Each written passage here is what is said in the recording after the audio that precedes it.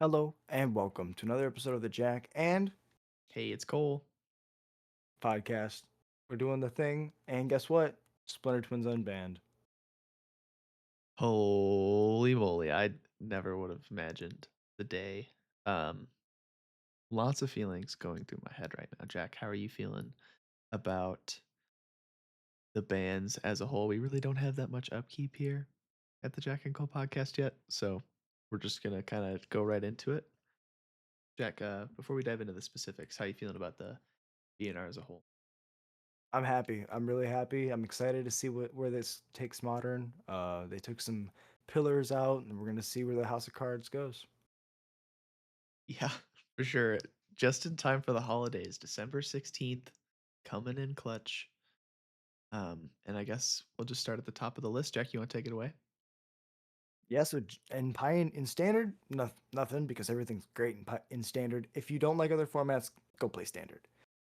Pioneer, Gigantha the Wellspring is banned. Companions are really good. Why didn't they ban Yorion? We forgot about Yorion. That's the honest answer. They were thinking about Gigantha in Modern, and they just happened to ban it in Pioneer.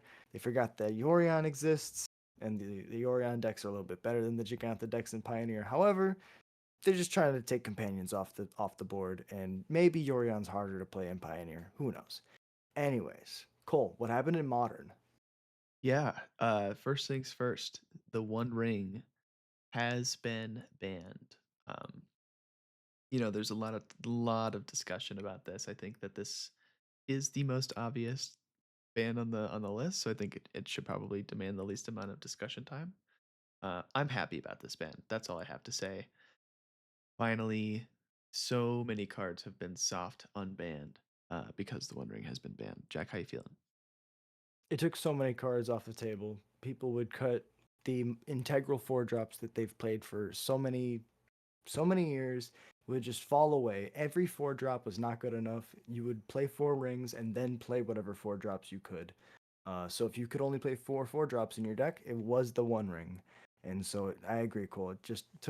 It homogenized the format to a point where you definitely don't want it, and the play patterns it creates with tapping and untapping, picking it up and recasting it, casting it from your graveyard.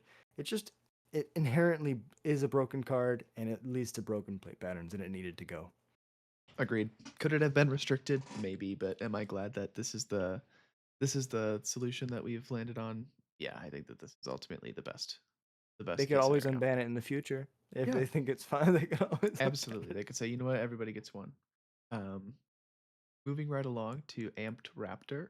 This is the energy specific target ban. Um, I was personally in favor of Guide of Souls being banned. I think Amped Raptor, Guide of Souls, you know, those are really like the two that I think were the big ones. Both of those could have been banned. I think that's a good thing to see energy take a hit. And then also Gigantha.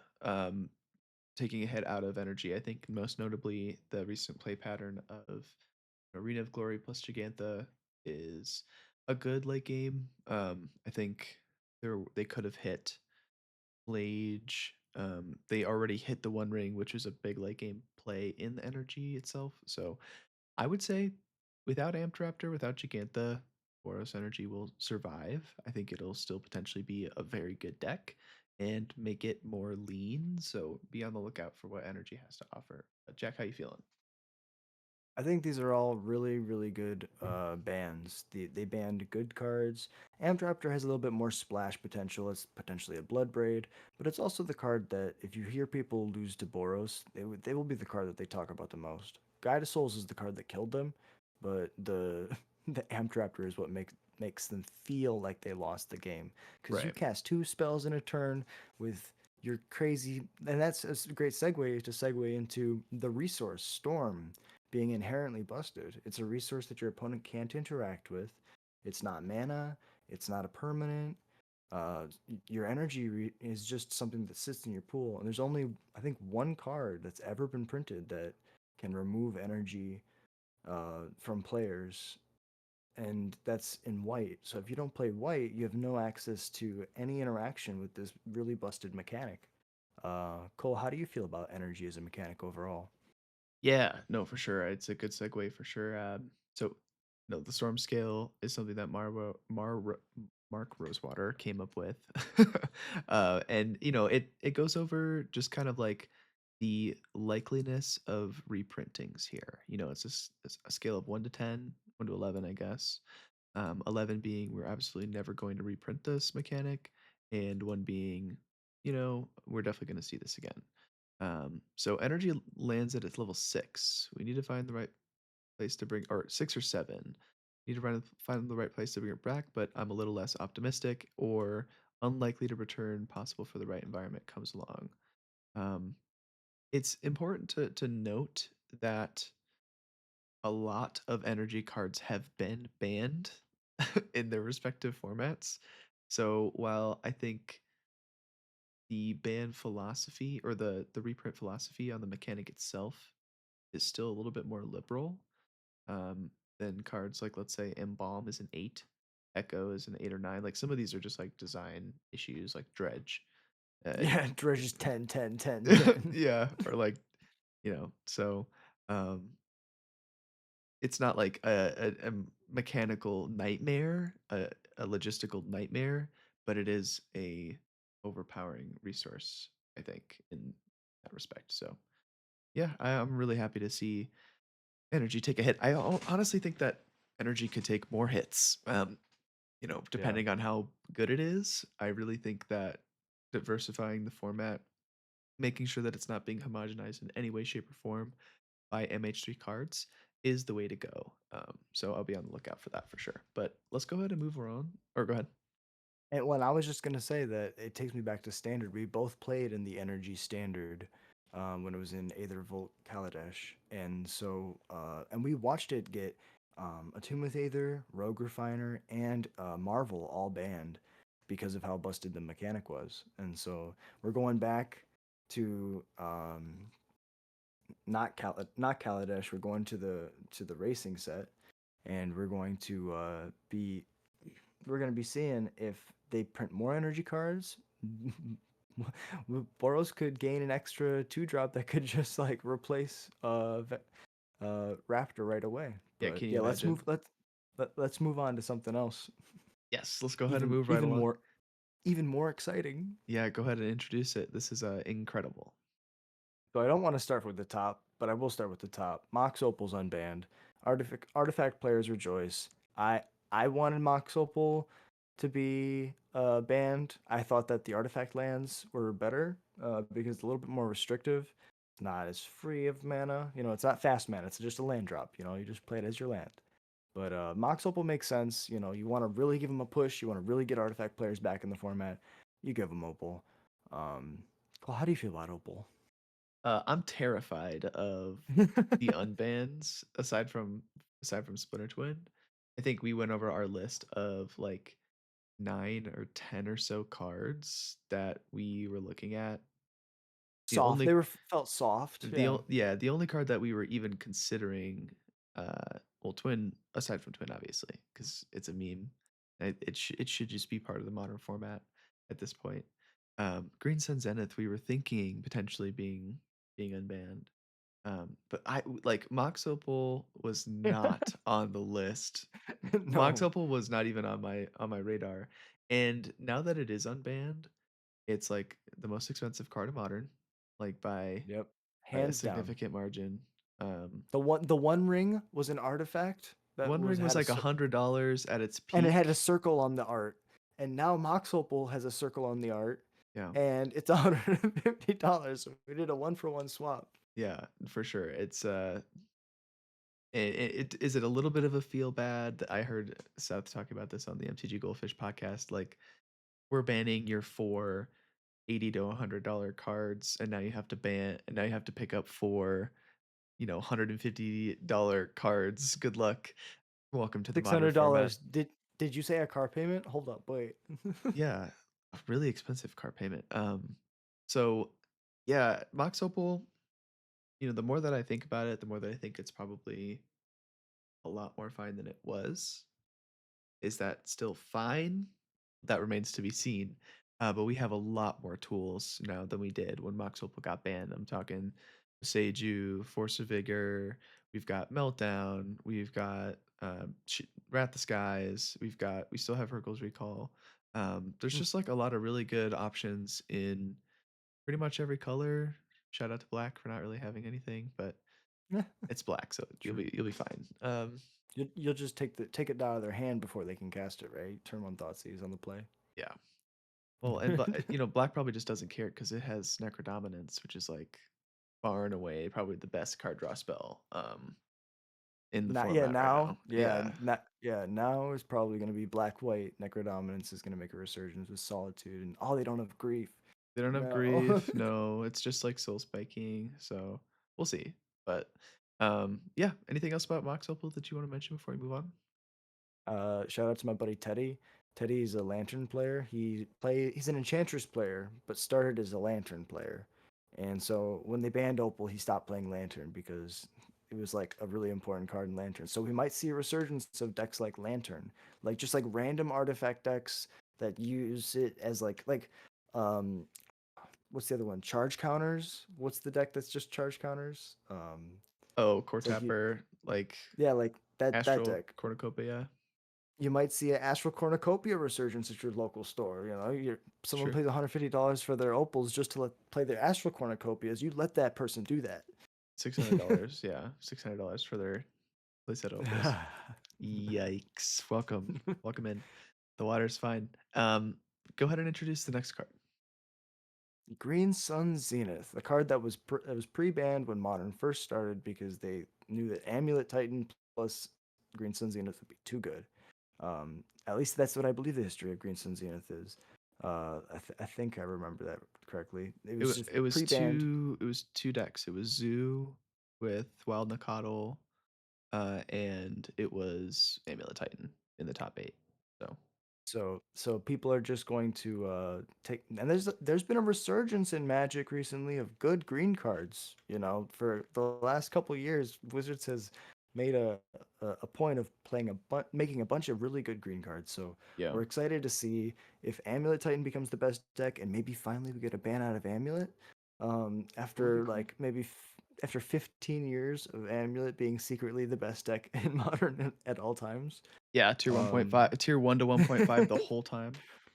just like sneaking in there, getting turn two, turn three kills consistently, Yeah. through interaction. But yeah, so Green Sun Zenith, really cool card. It's gonna help creature combo decks. It's gonna help mid range decks. I'm excited to see turn one Dryad Arbor going forward. Yeah, I'm excited. I think that that's, you know, we have needed maybe just a tiny bit of a boost for the some of the green decks. I mean, you Amulet Titan is scary. Like giving Amulet Titan this tool is scary, but that's kind of the exception to and not the rule. Like asking Brood Scale might be also a deck that can benefit from it, but I really think that it's just kind of like a piece that belongs in the format. Um, to be completely honest with you, like you're on the draw, turn one, Green Sun Zen the Dryad Arbor, they just Bowmasters your Dryad Arbor, and we just move on with our lives. Like we're living in a hyper interactive format now, a different world, and I think that it's one where we should be approaching the ban list in this way, a very aggressive and proactive approach to unbanning cards. I would like to see that the ban and restricted announcement was banned in a sense and went away, but that's not the case. So we have to settle for March 31st being our next change. But I'd rather see, you know, a modern ban and unban list of 7 cards than less. You know, that's kind of how I feel about True. it. So yeah, And let's that's move something on. we should talk. And yeah, that's something we should talk about after the bans. Definitely is Yeah, the impact of like the timing, right? for sure. For sure. Um, the the last thing I will say about Green Sun Zenith is the fact that it shuffles into your library, right? We have these chord effects, we have these you have Finale of Devastation, you have chord, you have so many different ways to tutor creatures out of your deck. And now we have Green Suns. So you can just like play one or two and it'll keep shuffling into your deck. And as your deck gets thinner, as the game goes longer, right? You can just keep grabbing all your creatures. I think that the cards like sneakily, it's gonna find a home of cards that we haven't seen together yet. Probably, it's gonna like there's gonna be some new cards that either haven't been printed yet or just haven't been played together yet, Right. where Green Sun Zenith is going to be like an integral part, and we're just going to get stomped by it, and we might start complaining about that deck, you know. Naya with Green Sun Zenith energy, they just cut the 4 amp Raptors, play 4 Green Sun Zenith. That doesn't work. Never mind. Yeah, you But can only get Greek creatures, so but that's yeah, okay. so I it We'll might be keep fine. brewing it up. We'll keep cooking Yeah. for sure. The next one, The next card, Faithless Looting. Oh my goodness. Personally, I like to see cards like Faithless Looting unbanned in the sense that out of all these cards, like this is a common. This card is cheap. It's fun to unban because it's accessible to everybody right away, and it enables, in my opinion, some cool gameplay patterns. It is true that sideboard cards become more important in this type of environment now that we've moved on to Faithless Suiting, Mox Opal, Faithless Suiting. This creates an environment of um, graveyard based and artifact based decks. But that also, in my eyes, is a good thing because it creates an attackable metagame. Your metagame is all Mox Opals. In theory, you can get around that with some meltdowns and some Wrath of Skies, and you'll be golden. You can metagame for that. It's all Faithless Lootings.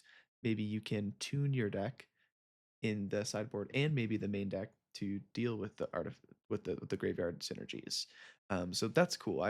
Much rather see, in my opinion, an artifact or graveyard based strategy be on the top of the metagame in any particular time because I know that there will be that natural rock paper scissors interaction with as opposed to like a deck like Boros Energy, which is like how do you attack Boros Energy? You know, well you put Wrath of Skies in your deck. Okay, well then they just kill you with Flagon with the One Ring. So it's like this is a much better case scenario in my opinion. But any thoughts on your end for Faith of Suiting? I think you make a great point. I think that they'll steal game one, and then game two and game three will be whether or not you draw your hate pieces and whether or not they have hate for your hate. And it's a little mini game that you can play against graveyard artifact decks, combo decks. It's as long as they're not strictly aggressive or strictly control, right? You can play a little mini game where it's like they're trying to win through a specific avenue, and if you have a good hate piece in your side, or they have to have removal for it, or have like a way around it in their deck. Otherwise, you just like cut off their avenue of attack, and they can't really win the game. Yeah. Faithless Looting is really really fun. I'm excited to see Phoenix come back. I will say I played against the Demi-Lich the other day, and Demi-Lich is crazy because if they cast 4 instants and sorceries, it's just free. So it feels like Hollow One in blue and red, and they don't have to discard cards. It's kind of insane. So I'm Yeah. excited to see Yeah, Phoenix. Demi-Lich is really good. I don't think that card was legal. Was it? It might have been No, legal when Faith of Suiting. No. no, no. It was printed in like the newer had the past Innistrad set, the Okay. Midnight Hunt or one of those two. Oh, I see. Crimson Bower Midnight Hunt. Mhm. Sure. It was like it was a mythic that everybody wanted to play in standard, but there wasn't Faithless Looting. No support. Yeah. So Yeah. yeah, so excited to see where that takes decks. You can go turn two Goryo's Vengeance. We can go back to Boborymos Grizzlebrand. Mm-hmm. We can draw Yes, our we can. deck, and then Boborymos them to death with our lands. Yes, we can. Um, so yeah, there's a lot of stuff that we can do. Reanimator is going to be a top strategy, I think. So That buy your 4 ley lines while they're cheap, while they're in standard. Buy your 4 ley lines. Yeah, buy your Leyline of the Voids. Exactly. Luckily, Meltdown is a common or uncommon, so that card's gonna be cheap. Like, and again, having these busted enablers is, it remains to be seen if the safety valves that we have, the new ones, are gonna be good enough to deal with them. In my eyes, I would rather have a deck be more powerful based on a susceptible strategy, like Mox Opal. Where it's like Yeah. I'm gonna go whatever Darksteel Citadel, and all my dudes are artifacts. Like you want to be able to have that Perkle's Recall card if you're playing blue to just like blow them out completely. Um, That oof. right, the oof exactly. So I like that idea. Um, and then finally, what do we got? We got the Splinter Twin, the man, the myth, the legend, the the killer, the format defining. Oh, God, it's gonna be so powerful. It's gonna take over everything and warp the format. Don't ever, God, they're just so scared of Deceiver X art tapping their lands. They're like, they're gonna tap my lands. Don't tap my lands. These are commander players doing the Nobody's BNR prepared for announcement. a 3 mana tap a land, dude. These modern Well, gamers are not prepared. they're it's all casual people on the BNR. They're just like completely casual gamers. Like, I think we got to ban the One Ring. people are, they're just playing like a casual game of Commander. Like, but Mox Opal can come back, right? They're just I like mean, I will this. say the last ban and restriction announcement, I think, was just Dan Musser and Dave Inseth, or maybe there was, I think it was Dan and at least someone else. Okay, so they But got some insight. having Arya on the team, I don't think I've seen her weigh in on the ban restriction announcement before. So I wonder if she led some insight into, and maybe some leeway and some leverage into Good. saying, hey, we need to take a Salute. more liberal approach to modern because it's gonna die if we don't do Can something else. can can concur. Shout It, out to all three of those legends yeah, because whoever we did can't. that, it was like unban twin, you One of cowards. them, 1000% All three of you exactly. guys, or one of you You guys, their carried the savior. format. Yeah, You carried the format into excellence. So shout out exactly. to you three. So I'm excited about Splinter Twin. I mean, might it homogenize the blue red archetype? Sure. Meh. Do I have Splinter Twins? No. Do I plan on buying Splinter Twins anytime soon? Not really. I will be playing my blue red wizards deck with Flame of Anor and Tameo, and I don't have fear of missing outs. I don't have Deceiver Exarchs. I'm okay with not playing that package. And I think that there's a lot of modern gamers right now. I was watching a Spike stream where he had his like Daybreak account, so he just has access to 4 copies of everything. Because shout out to Daybreak, they like give that to Twitch streamers whenever there's hardships or like they can't get their cards that they need. Um, and he played against like someone who had booted up Moto probably for the first time in a very long time, and they were playing like 2016 humans, which they had the um, Lost Caverns of Ixalan like promo Cavern Souls, like the neon ink ones. So I was like, this is a little bit sooner of a gamer. Like they updated their list fairly recently. If Lost Caverns was within the last 2 years, so um, it's just cool to see that.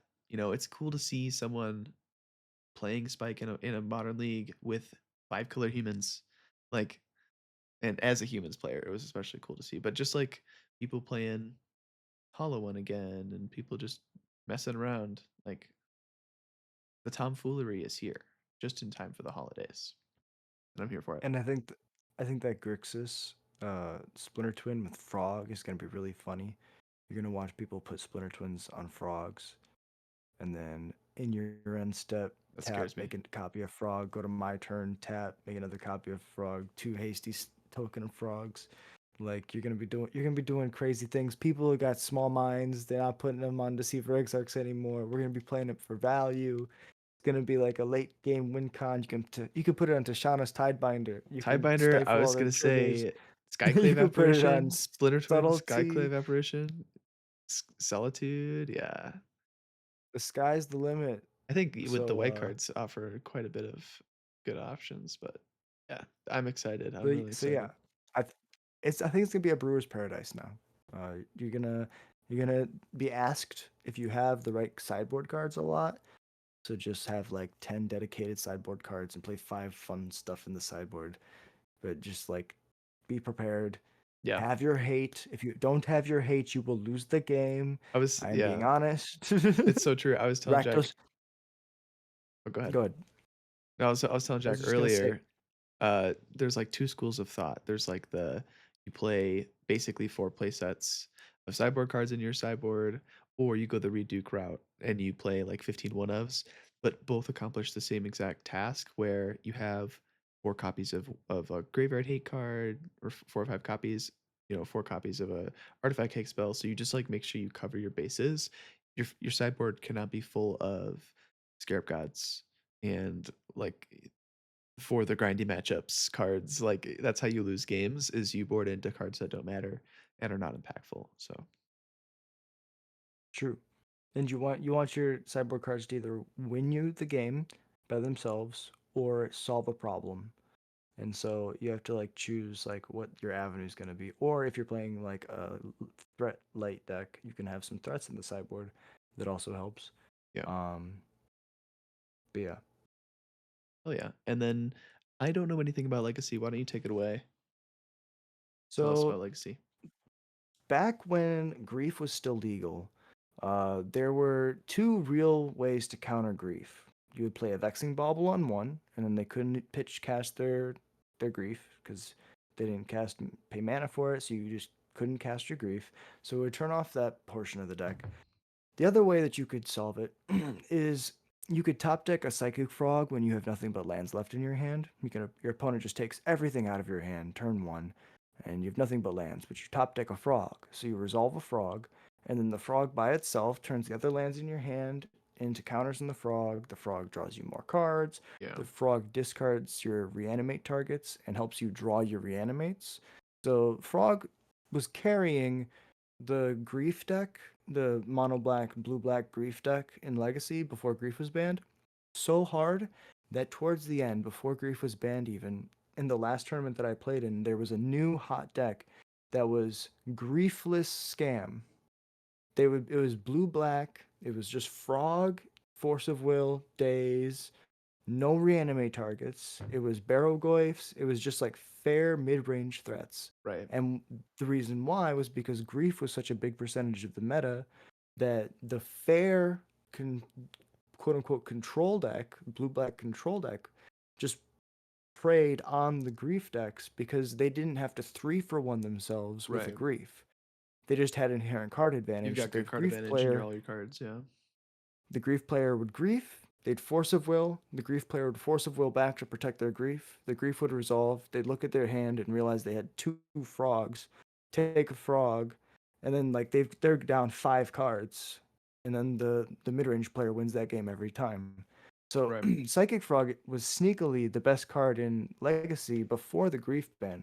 Hmm. Now it's such a good card that the 5 color beans decks were playing frog in the beans deck just because it's like the best. It's exactly that was the face I made. It's like the best card to be playing. Like it draws you It's cards, like it the Dreadhorde blocks really Arcanist well. of this era, it seems. Well, and imagine if Dreadhorde Arcanist like drew you the card and then could cast it out of your hand, right? Like Yeah, like it's there's no like timing restriction. You don't have to do any attacks. well, It well, also gets huge. Like Dreadhorde Arcanist does not kill your opponent like and Psychic it's Frog can. unblockable sometimes. Yeah. You can exile cards out of your graveyard. Also, it's a free discard outlet. Right. So like you hit them in the air and then you draw a card. Oops, drew my Atraxa, discard my Atraxa, reanimate, win the game. Yeah, dude. Right? Just so the viewers know, we have had Esper Gorios Reanimator floating around in our like shared card pool of cards, and we have yet to put it together. And I think that would be like the deck to have. So I think what I'm gonna do is I'm gonna get us some frogs, um, and Okay. make sure that we can get the rest of that list together. They should be going down now because they Because just you guys got banned in got Legacy. banned out of Legacy, yeah. But I just want to also say that Psychic Frog was amazing in Legacy, but a lot of people hated it because it couldn't be blocked, it drew cards, and it was just too fast. Like they, it was a way that your control opponent would win the game faster than your aggro deck could, which Right. made no sense. It doesn't. It was just like such a powerful card, and Vexing Bauble was like the same idea. It was the best hate piece in the format. Everything in Legacy is free the baseline is you have to be 1 mana or below, or be playing like Ancient Tomb fast mana to be playing your spells. The Okay. thing about that is all of your fast mana is free. So your Lotus Petals, your Chrome Mox, your Force of Wills, your Dazes, your Evoke Elementals, like everything that you would just like cheat into play because you're playing Legacy really cool like free spells. This counters everything that you're just trying to do Yeah. for 1 mana, so much so that every deck was playing like 2 or 3 in the main Yeah. because it Yeah, because it cycles just and it stops cycles. Force of Will.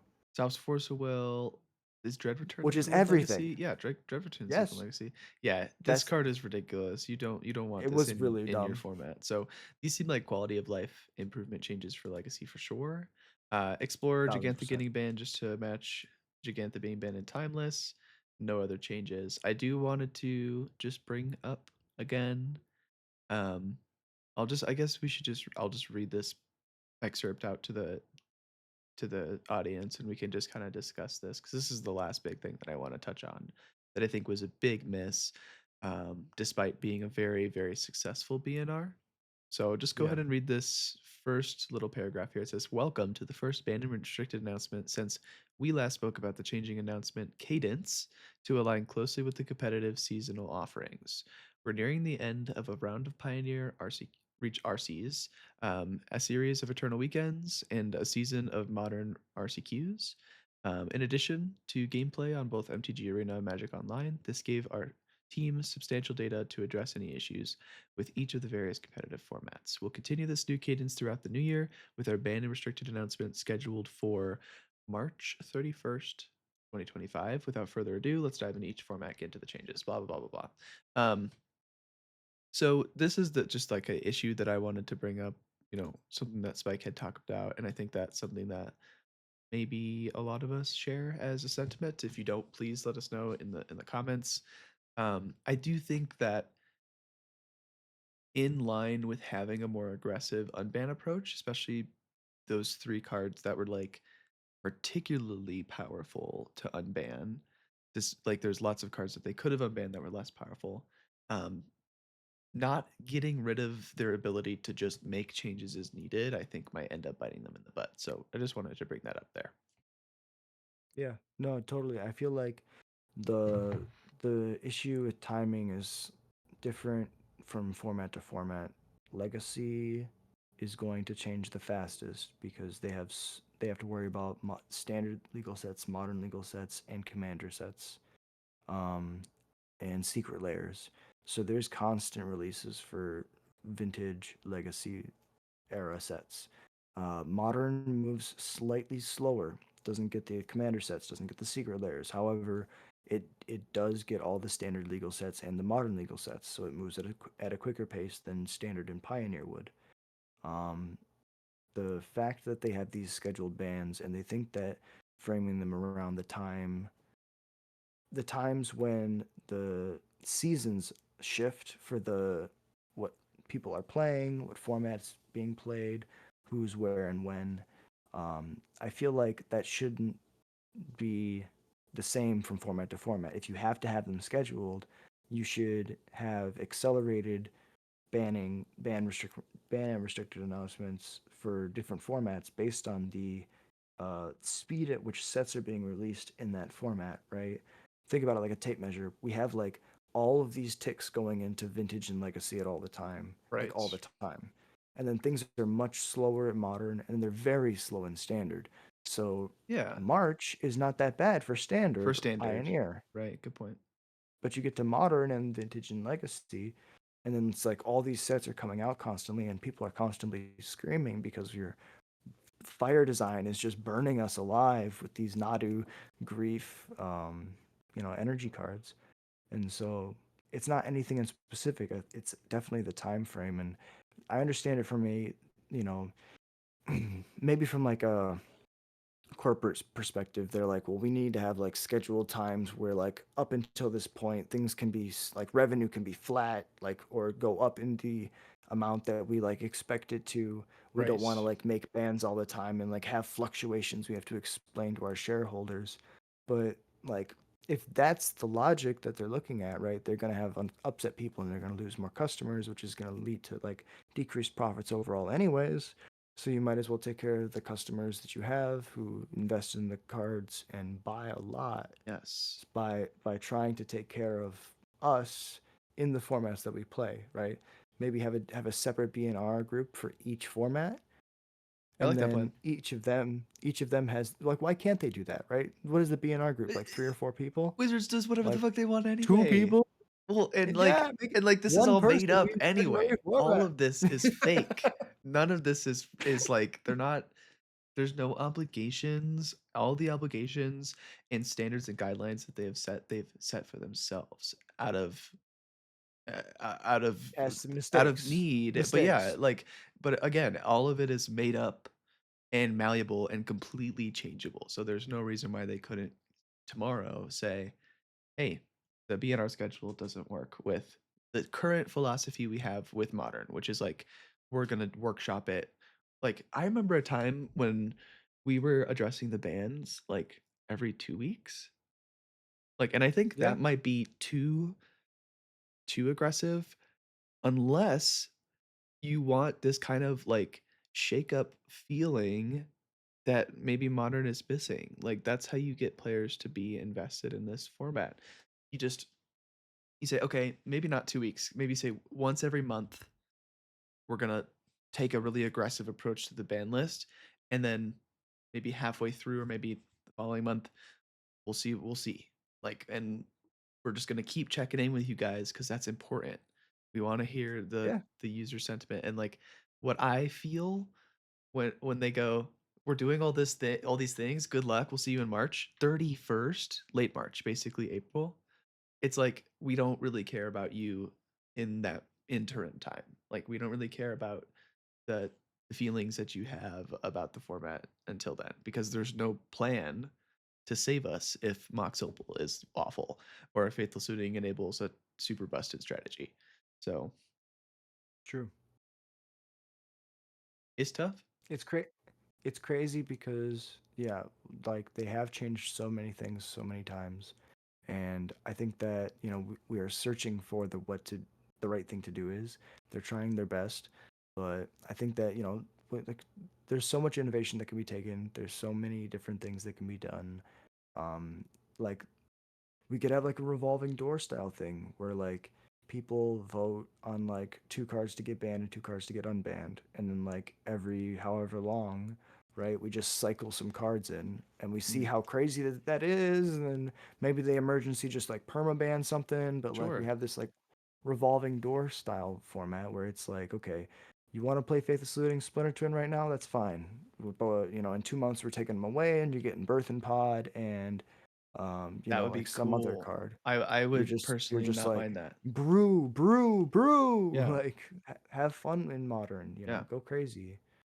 I Same like thing in that plan. Legacy, maybe where it's like, well, this week you get to play like all the Storm cards. Everybody who wants Storm, go rejoice. Yeah. But in 2 months, we're taking away all of all of the Storm win cons, and now the people who want to play mid range, you can play mid range, and you don't have to worry about like Yeah. freaking out inside. There's still like they're not banning all of them, but like it's gonna be harder. They're taking certain cards out, putting certain cards in, allowing people to brew and just have fun in the format. Yeah. I, and I think the biggest takeaway from what I'm hearing from you and what I'm expressing is that we want maybe not constant change, but we want engagement. We want constant engagement and feeling like there's a finger on the pulse. And it's not just like, okay, 4 months has passed. How are we feeling about this format? 3 Yeah, months have there's passed. How are you guys? Are you guys still alive? Knock, knock. Anybody in there? Is the modern format still alive? Like, this is a they completely, open the door to the cage. Yeah, they haven't looked yeah. at us the entire time. They're just Exactly. It's like that's not how you take care of a person. That's not take yeah, care of a pet, and that's not how you take care of an ecosystem of players. So, yeah. yeah, I think what we can leave it on that slightly sour note on purpose, just to kind of give some warning that it might not be all sunshine and roses, but I'm really excited. I think that this is almost the best case scenario for me. Like I said, I would have potentially liked to see Guide of Souls maybe be banned with Amped Raptor, but it's good to see Gigantha go. Like, I don't know. Any closing statements for you? We're gonna see where the cards fall, and their decks are gonna build themselves back up as they will. We're excited to see how things pan out. I think it's gonna be a brewer's paradise. There's gonna be some homogenization. Mox Opal is definitely gonna be the best card in the format. Okay, Be prepared for That's what Jack's speculating. Mox Opal is gonna be the best card in the format. Okay, definitely, and then okay. you also need to have your surgicals and your like, graveyard hate in the sideboard because you're gonna play against so much Arclight Phoenix. You're not prepared. people who have been playing Phoenix constantly and Pioneer Yeah, have been waiting for this moment. we're ready. They unbanned Faithless Looting. They just slotted their cards over into Modern. They've been trained. They're killers, guys. You gotta, guys, gals, y'all. They gotta be ready. Have your surgicals. Four ley Surgical lines their of the Arclight Phoenix. void, Four surgical ley lines. extraction, maybe some And be relics of and progenitus, maybe some smell soul guide it. What lanterns be prepared for the demi liches, play bolts, like play your removal spells, for and sure. yeah, I think that's the last message that I'm gonna send out. Is it's gonna be a fun format, but you have to be prepared. You have to have a good sideboard that's ready for the cards. Yeah. Otherwise, you just might lose. Yeah, look, no one's stopping you from playing an absolute pile of magic cards, but if you don't have the safety valves that they've given us to deal with these cards, yeah, you're not going to have a very good time. So just keep that in mind. Maybe play your pile with some good interaction and you'll find a way. So, yeah, I think we'll leave it there. Oh yeah, thank you guys so much for hanging out, and I hope you guys have a beautiful day. Peace.